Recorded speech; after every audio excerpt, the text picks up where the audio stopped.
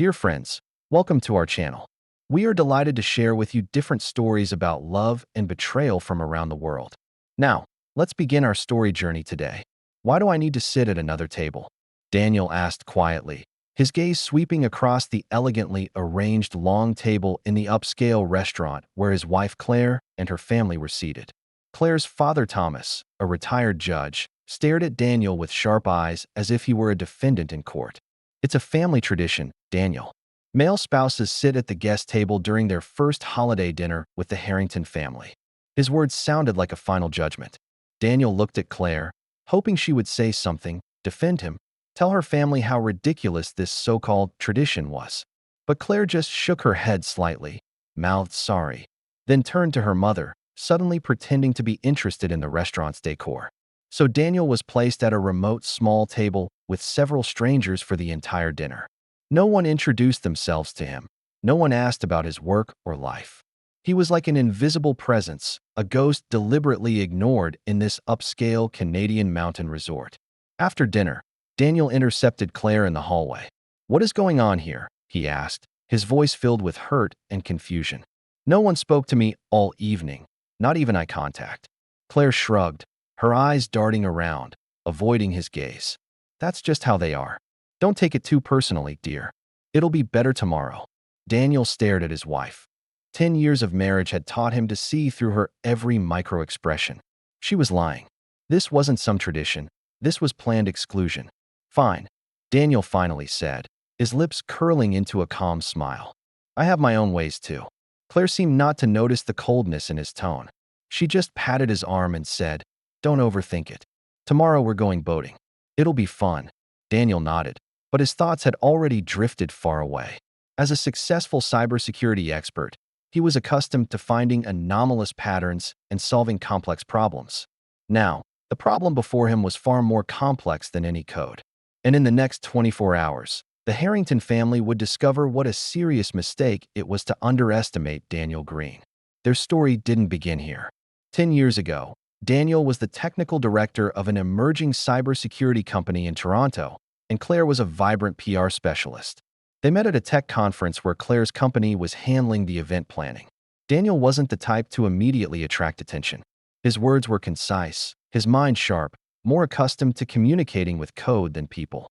But Claire saw qualities in him: his focus, honesty, and that quiet confidence. Daniel was attracted to Claire's enthusiasm and social abilities. She was the perfect complement to his personality. "You know," Claire said during their third date, "I've never met anyone like you. You don't try to impress me, which actually impresses me." Daniel laughed. "I just think being genuine is more important than showing off." Their relationship progressed quickly. 6 months later, Daniel embedded a proposal message in a private programming project. When Claire opened the custom application, the screen displayed the words, "Will you marry me?" She accepted gladly, and they soon entered into marriage. The wedding was a small, intimate ceremony. Claire's parents, Thomas and Evelyn, had reservations about Daniel from the beginning. As members of high society, they expected their daughter to marry someone of equal status, not a smart, but socially unremarkable tech person. "They need time to accept," Claire reassured Daniel before the wedding. "Once they really get to know you, they'll change their minds." Daniel believed her words, believed time could change everything. He was wrong. The first few years after marriage seemed perfect. Daniel's career flourished. He founded his own cybersecurity consulting firm specializing in services for financial institutions and government departments. Claire continued her PR work until their daughter Emma was born, when she decided to reduce her workload to spend more time with the child. Emma's arrival brought new joy to their lives, but also new pressure. Daniel worked harder to ensure financial security for the family, while Claire found the role of full-time mother more challenging than she had anticipated. "Sometimes I feel like I'm losing myself," Claire told Daniel when Emma was 2. "I love our daughter, but I want more." Daniel supported her return to work, even investing in her dream of opening her own small PR firm. Claire was grateful, and her business slowly began to take off. On the surface, they were a couple who supported each other and grew together. However, as time passed, subtle cracks began to appear. Claire started traveling frequently, attending various events and social gatherings. Daniel immersed himself in his work, handling increasingly high-risk clients and urgent cybersecurity threats. They spent less and less time together, and their communication became increasingly superficial. "You seem distracted lately," Claire commented one evening as they sat at the dinner table after Emma had gone to sleep. Daniel sighed and put down his phone. "Sorry, just some work issues that need resolving." "There are always work issues," Claire said, with a hint of disappointment in her voice. "When will we ever really talk?" "Aren't we talking now?" Daniel countered, confused by the sudden shift in topic. Claire shook her head. "No, Daniel. We're exchanging information, but we're not really communicating anymore." That conversation ended in silence, with neither of them delving into the nature of the problem. This became a pattern: surface peace, underlying dissatisfaction, never truly erupting into conflict, but never truly resolving either. Until 6 months ago, the changes started becoming more obvious. Claire began paying more attention to her appearance, buying new clothes, changing her hairstyle, spending more time at the gym. Her phone was rarely out of her sight and always placed face down. She started attending more girls' nights and work engagements, sometimes not returning until late at night. As a cybersecurity expert, Daniel noticed these pattern changes but chose to trust his wife. He told himself Claire might just be going through some midlife crisis, or her career was on the rise and required more social activities. "Next month, I'm going to Vancouver for an important expo," Claire announced during dinner one day. "It might take a week." "A week?" Daniel asked, somewhat surprised. "That's longer than your usual trips." Claire avoided his gaze, focusing on her salad. "It's a big project, could bring in many new clients." Daniel nodded. "Do you need me to take care of Emma? Or are you planning to send her to your parents?" "I've already arranged with Mom. She'll come over to look after Emma." "Don't you have an important system upgrade that week?" Daniel did indeed have work scheduled, but he felt a twinge of discomfort. Claire seemed to have arranged everything too quickly, without giving him any choice. "Well, if you're sure that's best." After the Vancouver trip, Claire returned looking radiant, talking about new contacts and potential business opportunities. But Daniel noticed she hardly brought back any expo materials or business cards, unusual for a PR professional. When he searched online for this supposed important expo, he found that such an event did exist, but it was much smaller than Claire had described and only lasted 3 days, not a week. This was the first substantial warning sign, but Daniel still chose to believe there was a reasonable explanation. Perhaps she combined it with other business meetings, or perhaps she needed some personal time to relax. He told himself that if lack of trust was the only issue in their relationship, he would rather choose trust. Until a month ago, an accidental discovery changed everything. Daniel was helping Emma with her science project and needed to look up some information online. When he opened Claire's laptop, a notification popped up on the screen, a message from James W. Normally, Daniel would respect Claire's privacy, but the preview of the message made him pause. "Miss you. Can't wait to see you again. Our time in Vancouver was perfect." Daniel felt sick. He didn't continue to look for more information, just closed the laptop and sat there, feeling as if the world was collapsing. Back to the present, Daniel lay in bed, listening to the sound of Claire showering in the bathroom, contemplating his next action. For the past month, he had been gathering information, piecing together the truth. He learned the real identity of James Wilson, an architect from Vancouver and a client of Claire's company. He discovered they had been secretly dating for at least 6 months, using Claire's business trips as a cover. He even found that Claire was considering leaving him and moving to Vancouver to be with James. What felt most betraying wasn't just the affair itself, but Claire's parents' involvement. He discovered that Thomas and Evelyn not only knew about their daughter's infidelity, but actively encouraged her to pursue her happiness. They had never liked Daniel and finally had an opportunity to rescue their daughter from what they considered an unsuitable marriage. This family vacation was Claire's parents' idea, ostensibly to celebrate their 40th wedding anniversary, but actually an opportunity for Claire to tell Daniel she wanted a divorce. And Daniel's exclusion from family activities was part of their plan, a way of showing him he would never be accepted. Daniel closed his computer. He had gathered enough evidence: emails, text messages, hotel reservation records, credit card statements. As a cybersecurity expert, obtaining this information wasn't difficult for him, though he never imagined using these skills for such a purpose. The bathroom door opened, and Claire emerged wrapped in a bathrobe, her hair wet on her shoulders. Tomorrow's boating activity should be fun. She smiled as if the dinner incident had never happened. Dad has rented the best yacht on the lake. Daniel returned the smile, but his eyes were cold. Sounds great. By the way, I just checked the weather forecast. Tomorrow will be a perfect day. Claire seemed relieved, probably thinking he had forgotten about the humiliation at dinner. What she didn't know was that Daniel had made his own arrangements for tomorrow, a plan that would forever change all their lives. I can't wait to see what happens tomorrow, Daniel said, with a meaning only he understood. The next morning was sunny, and as Daniel had said, the weather was indeed perfect. The Harrington family and Daniel gathered at the dock, preparing to board the luxury yacht Thomas had rented. Today you can sit with us on the front deck, Thomas told Daniel, with a slight arrogance in his tone, as if this were a special favor. Thanks, but I think I'll find a quiet place to handle some work emails, Daniel replied politely. You all enjoy your family time first. Claire frowned. Daniel, can't you put work aside for one day? This is a family vacation. Daniel looked at her, his gaze calm. Like your work trip to Vancouver? Claire's face instantly turned pale, but she quickly regained her composure. I don't know what you're talking about. I think you do, Daniel said, then turned to the others. Excuse my rudeness. I need to go back to the cabin for a moment. The yacht slowly departed from the dock, heading towards the center of the lake. Daniel went into the cabin, took out his laptop from his backpack. 2 days ago, he had already hacked into the resort's Wi-Fi network, ensuring he could maintain connection from any location. Daniel opened a custom program and entered a few commands. Then, he returned to the deck, choosing a position where he could see everyone but wasn't too conspicuous. Is everything all right? Claire came over to ask, with a hint of unease in her voice. Fine, Daniel answered.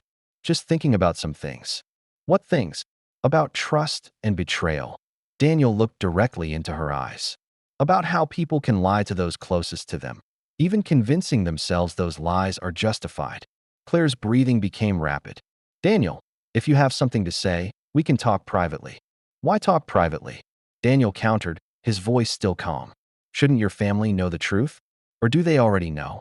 Just then, all the phones on the yacht simultaneously rang with notification sounds. Thomas frowned as he took out his phone. Evelyn and several other family members did the same. What is this? Thomas asked in confusion, staring at the email that suddenly appeared on his screen. Daniel stood up, looking around. That's the truth, Thomas.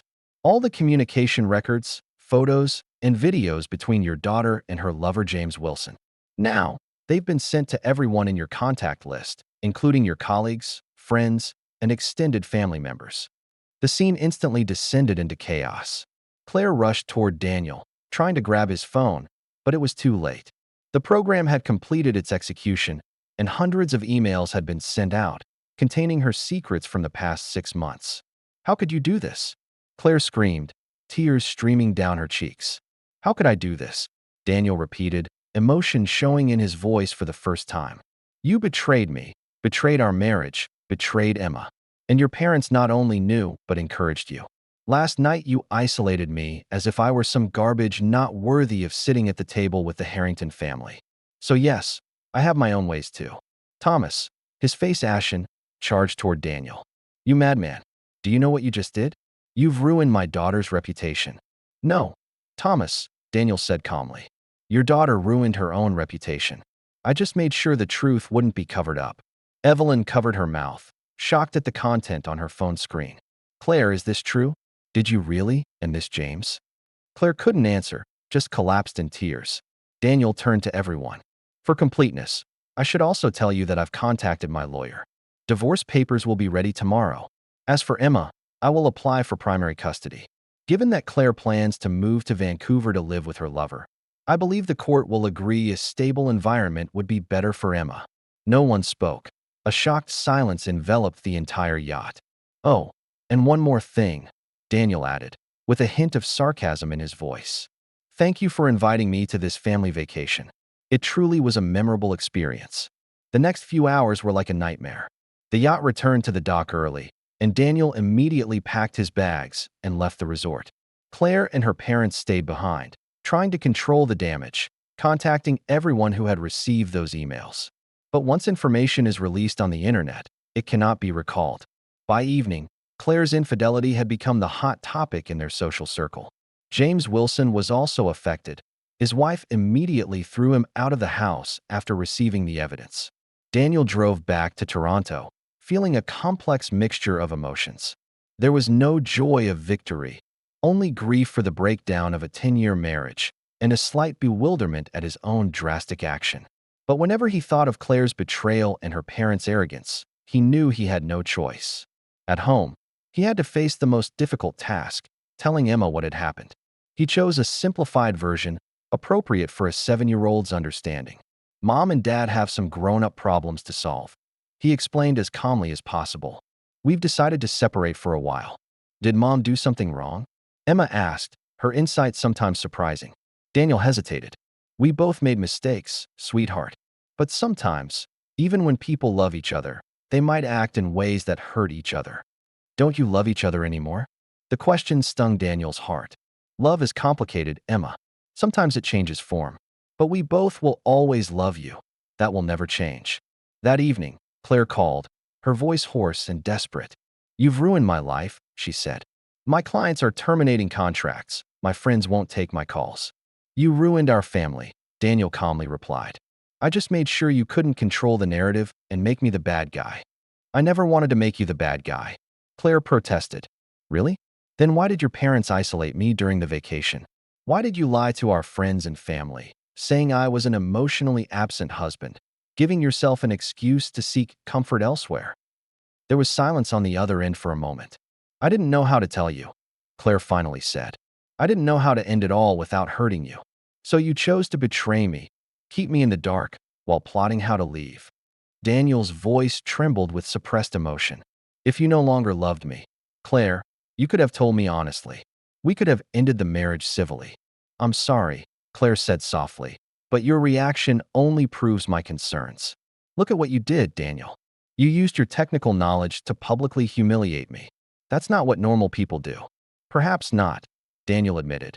But being betrayed isn't a normal experience either.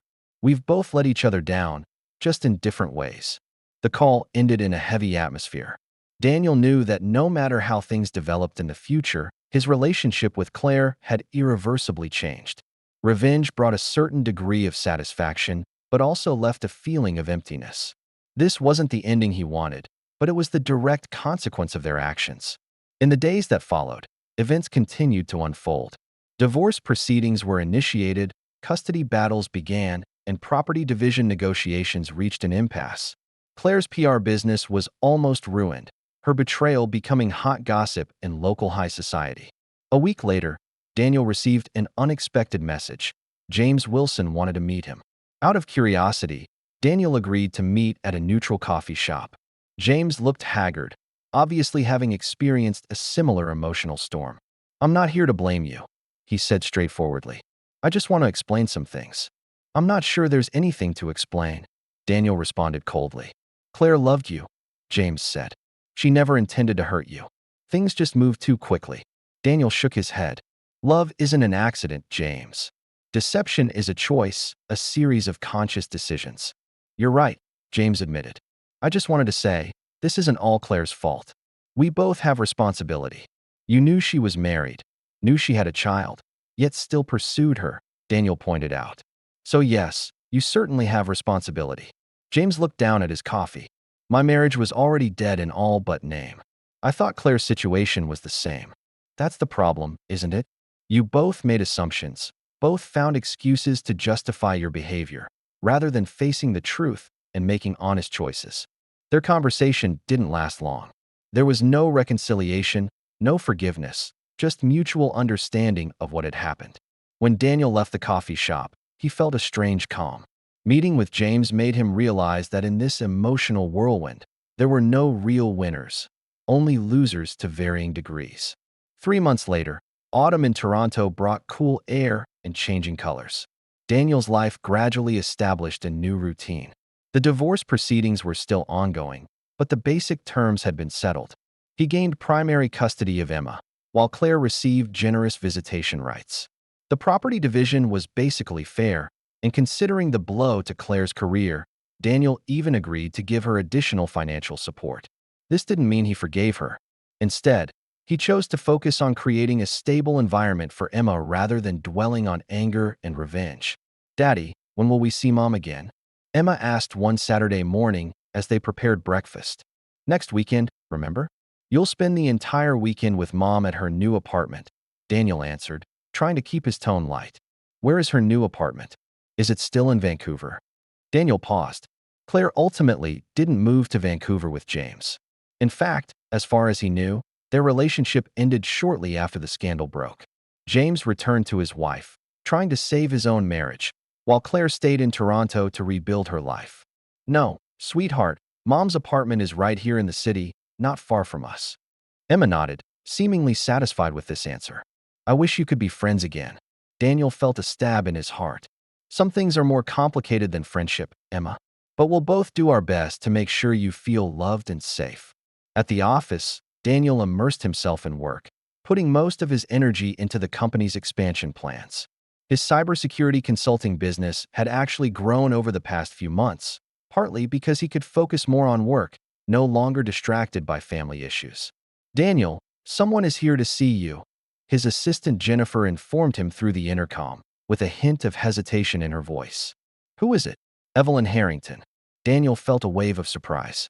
Since that disastrous vacation, he had not had any contact with Claire's parents. All their communications were conducted through lawyers.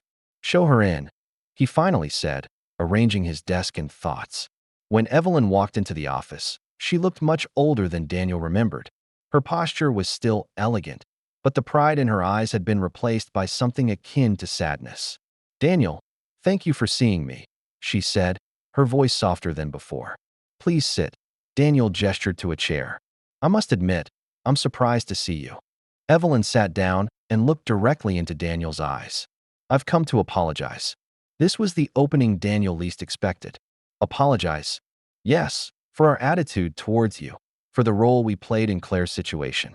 Thomas doesn't know I'm here. He still believes he did nothing wrong. But I can't continue living with this guilt." Daniel leaned back in his chair, trying to understand this sudden confession. "Why now? 3 months after all this happened." Evelyn sighed. "Because I see the consequences. I see how Claire is struggling, see how Emma is confused by the family breakup. Most importantly, I see how our arrogance led to all of this." "You weren't merely arrogant, Evelyn. You actively encouraged Claire's infidelity. We thought we were protecting her," Evelyn tried to explain. "We always worried you weren't a suitable partner for her, not because of you personally, but because of your lifestyle differences. When she told us she had met James, a man from our world, we saw an opportunity to bring her back to where we thought she belonged. So you decided my feelings and Emma's happiness weren't important?" "We were wrong," Evelyn admitted, tears in her eyes. "We were so focused on Claire's supposed happiness that we didn't consider the bigger picture. I don't expect your forgiveness, Daniel, but I want you to know that at least I deeply regret what happened." Daniel was silent for a moment, digesting this information. Then he asked the question that had always bothered him. "Why isolate me during the vacation? What was that about?" A flash of shame crossed Evelyn's face. "That was Thomas's idea. He thought if you felt uncomfortable enough, you might leave early, giving Claire an opportunity to tell you she wanted a divorce in a family environment." "So that whole tradition story was completely fabricated?" "Yes," Evelyn admitted quietly. "There is no such tradition." Daniel shook his head, recalling that painful evening and the subsequent events. "You underestimated me, Evelyn. You thought I would silently accept such an insult, then silently accept it again when Claire asked for a divorce." "We did underestimate you," Evelyn agreed. "We only saw the quiet tech guy Claire described, not a person with dignity and intelligence." The conversation ended in a strange atmosphere of understanding. There was no reconciliation, no promise of future relationship, just an acknowledgement of past mistakes and acceptance of reality. After Evelyn left, Daniel sat in his office, contemplating this meeting. He wasn't sure if it changed anything, but at least it provided some explanations, filling in some blanks in the story. A week later, Daniel took Emma to Claire's new apartment for the first time. It was a modern building in a quieter area of the city, far less luxurious than the home they once shared, but still comfortable and welcoming. "You'll be all right, won't you?" Emma asked as they stood at the door of Claire's apartment. Her little hand tightly gripped Daniel's, her expression a mix of anticipation and concern. Of course, sweetheart. Daddy will be fine. You go have fun with Mom, and I'll pick you up on Sunday. The door opened, and Claire stood there with a cautious smile. She looked thinner and paler than Daniel remembered, but there was a new determination in her eyes. "Hi, Emma." She crouched down, opening her arms to welcome her daughter. "I've missed you so much." Emma rushed into her mother's embrace, and they hugged tightly. Then Claire stood up, her gaze meeting Daniel's. "Thank you for bringing her on time," she said, her tone formal but friendly. "Of course," Daniel replied. "We agreed on the time." An awkward silence enveloped them until Emma began eagerly asking where her room was and if her toys had been arranged. "We've set up your room very nicely," Claire told her. "Why don't you go see for yourself? It's at the end of the hallway." Emma nodded, excitedly running into the apartment, leaving Daniel and Claire standing alone at the door. "How is she?" Claire asked, genuine concern in her voice. "She's good," Daniel said, "adapting better than I expected. Her teacher says her performance at school hasn't been affected." Claire nodded, visibly relieved. "That's good. I've been worried about how much damage all this would cause her." "Children are resilient," Daniel commented, "but that doesn't mean it's easy for her. She still doesn't fully understand what happened and why." "Have you told her?" Claire asked, her voice suddenly tense. "About me and James?" Daniel shook his head. "She doesn't need to know those details. I only told her we had grown-up problems to solve, and living in different places was better for everyone now." "Thank you," Claire said softly, "though I may not deserve such consideration." Daniel didn't respond to this. Instead, he handed Claire a folder. "Here are some school documents that need your signature and the results of her recent medical checkup. Everything's normal, but I thought you should have a copy." Claire took the folder, her fingers trembling slightly. "Daniel, I know this may mean nothing, but I'm truly sorry. For everything." Daniel looked directly into her eyes, seeing genuine remorse. "I know you are, but some things can't be fixed with an apology." "I understand," Claire nodded. "I don't expect your forgiveness. I just hope that someday we can at least maintain some kind of civil relationship for Emma's sake." "We're doing that now, aren't we?" Daniel pointed out. "That's what being mature means. We may not be able to restore what we once had, but we can create a new dynamic that's healthy enough for our daughter." Just then, Emma ran back, excitedly describing her new room. The brief personal exchange ended, and Daniel said goodbye to his daughter, promising to return on Sunday to pick her up. As he walked back to his car, Daniel felt a strange sense of relief. His interaction with Claire had been calmer than expected, almost mature. Perhaps time really did have healing power, even for the deepest wounds. 6 months later, life found a new rhythm. The divorce was finally settled.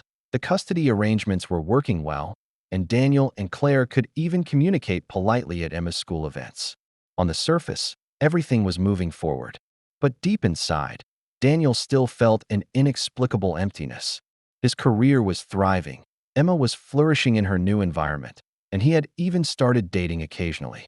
However, the shadow of betrayal still loomed over him, making it difficult to fully trust others, difficult to let go of the past. On a quiet evening, when Emma was spending the weekend at Claire's, Daniel received an unexpected text message. "I know this is sudden, but could I see you? There's something I need to tell you in person." "See?" He stared at the phone screen, contemplating possible reasons. Was it about Emma? A health issue? Or did Claire want to change the custody arrangement? Curiosity eventually overcame hesitation, and he replied agreeing to meet at a neutral coffee shop. The next afternoon, Daniel arrived early, choosing a quiet corner. Soon, Claire walked in, and her appearance slightly surprised Daniel. She looked different from the Claire in his memory, not just in appearance, but in her overall demeanor. The way she walked was more confident, her gaze more determined, with less of that unease and hesitation. "Thank you for agreeing to see me," Claire said after sitting down. "I know you had no reason to do so." "It's fine," Daniel said. "You said you had something to tell me?" Claire took a deep breath, then looked directly into Daniel's eyes. "I'm moving to Vancouver." This wasn't the news Daniel expected. "Vancouver? Why? Is it because of James?" Claire shook her head, even laughing a little. "No, God, no. That's completely over. Actually, I got a job offer. PR director position at a large company. It's a fresh start, a place where I'm not defined by my past." But what about Emma? Our custody arrangement. That's what I wanted to discuss with you, Claire said, with a hint of unease in her voice. I know this will impact Emma, but I believe this is a necessary step for me.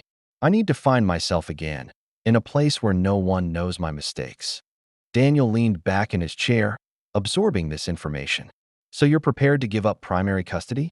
Not exactly, Claire explained. I was hoping we could rearrange.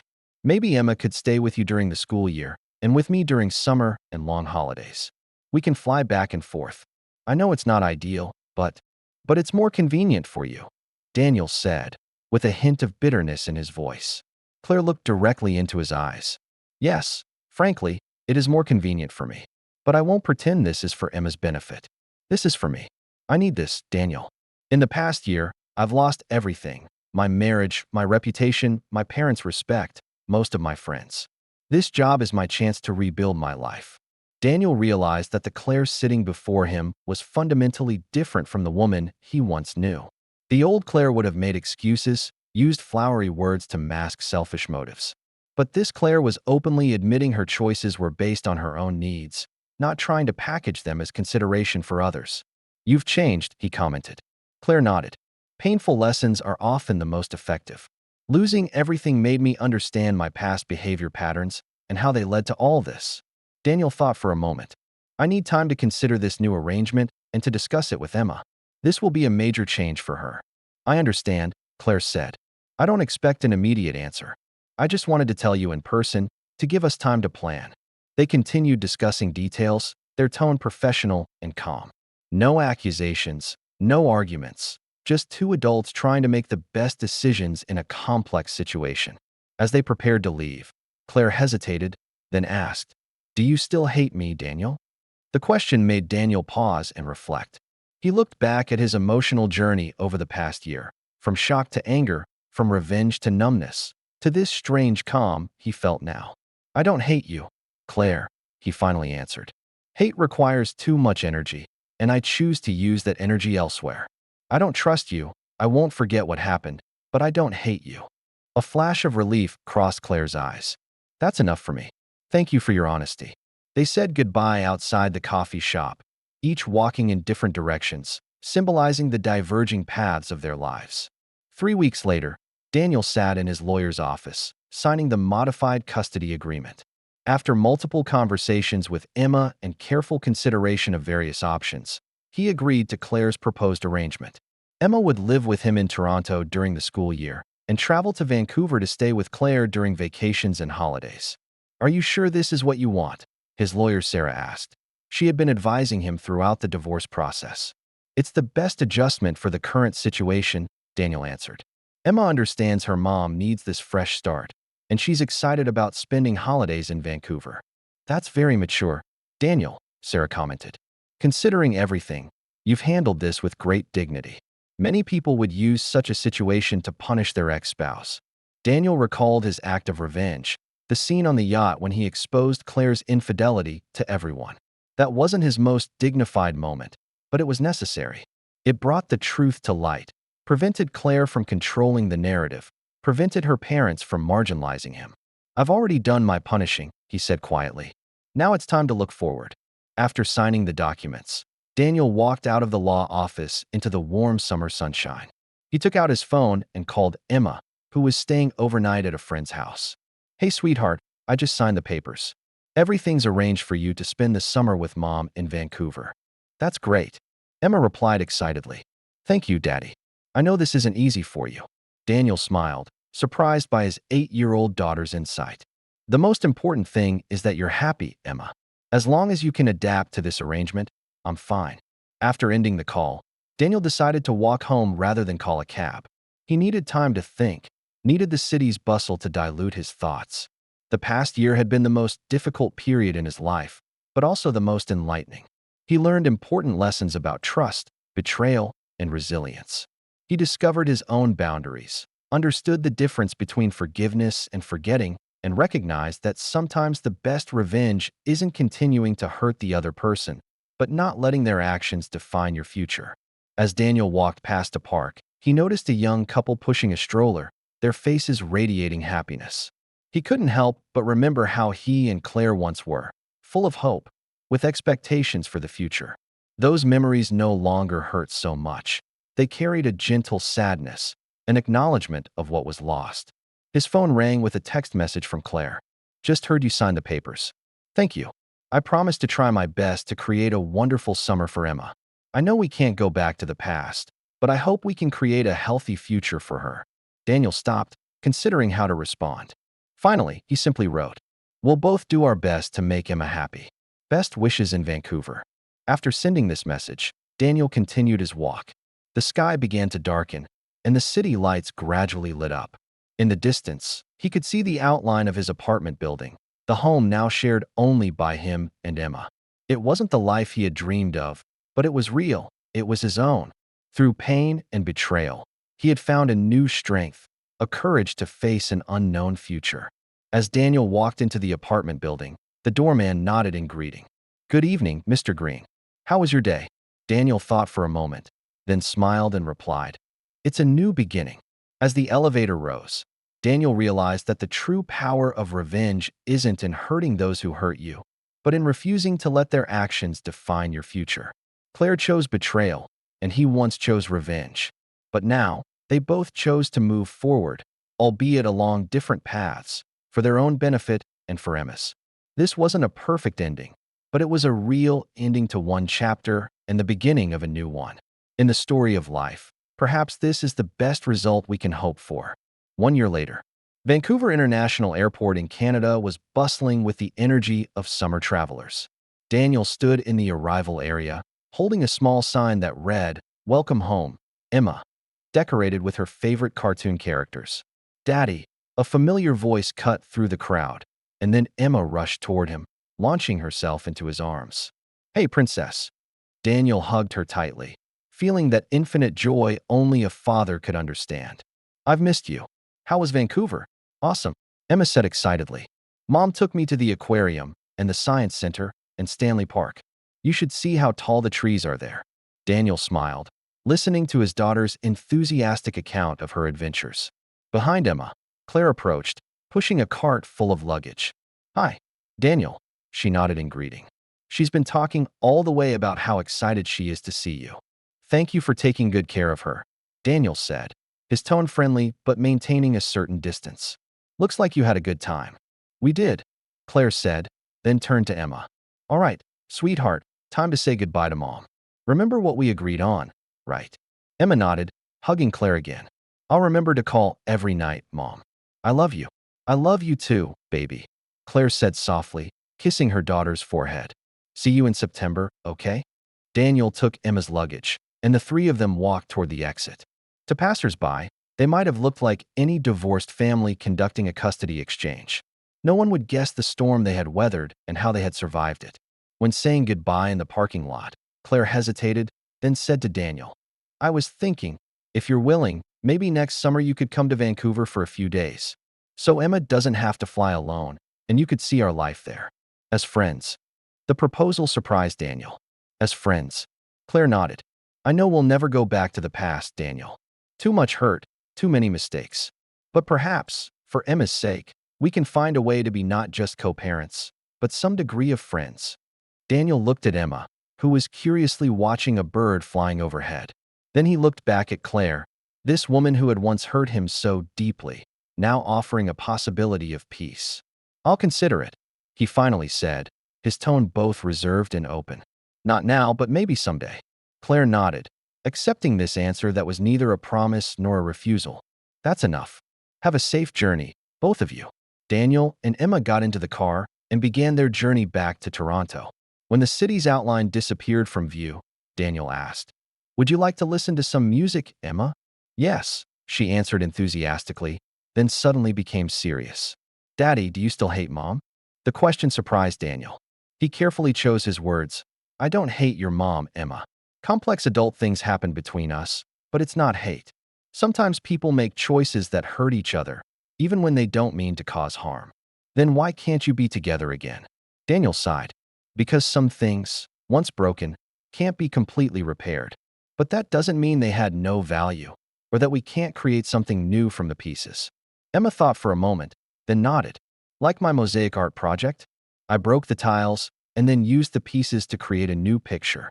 Daniel smiled, amazed by the child's wisdom. Yes, just like that.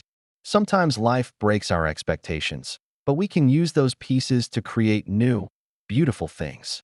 As they continued driving toward home, Daniel felt a sense of peace enveloping him. The past couldn't be changed, but the future still held infinite possibilities. His act of revenge had brought the exposure of truth and some degree of justice. But true peace came from accepting reality and moving forward. In the rearview mirror, he could see Emma had fallen asleep, a contented smile on her face. No matter what the future held, no matter how his relationship with Claire evolved, Emma would always be the most beautiful thing they had created together, a testament to the love they once shared. This wasn't a perfect ending, but it was the real conclusion of one chapter and the beginning of a new one. In the story of life, perhaps this is all we can hope for.